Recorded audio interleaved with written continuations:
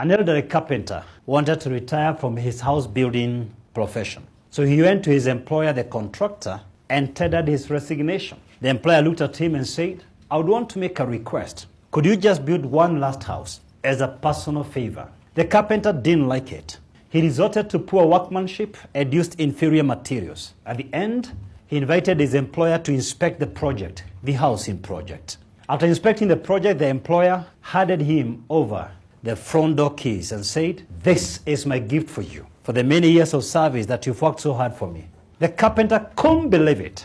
Had he known for a moment that he was building his own house, he would have given it some artistry finesse and used superior materials. But this revealed his personal standards. This revealed who he really was under no supervision. This revealed his attitude towards work and his employer. Isn't this true for many employees? That we find our identity from our employers. We define our standards from supervision. If supervision was eliminated, the true colors would literally come out. We resign long before we resign. We get out of that job long before we get out of the door of that organization.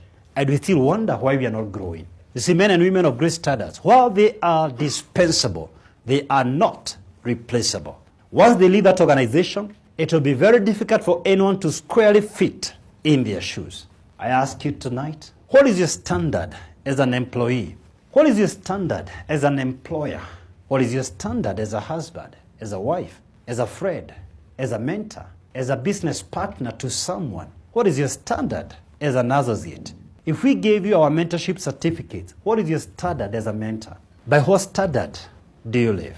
One major reason why a lot of people literally never achieve their goals in life is because there is a mismatch between their goals and their personal standards. Do you know, you can look at a fellow like this and know you can't lend him even 10K. There's a mismatch between what he's borrowing and his personal standard. And another guy can borrow you $1 million over the phone and you wire the money. Before you laugh at that guy, could this be you? That you're looking for a job and there is a mismatch between the job you're applying for and your personal standard. There is a mismatch between the salary you're looking for and your personal standard. There is a mismatch between the girl you want to date and your personal standard.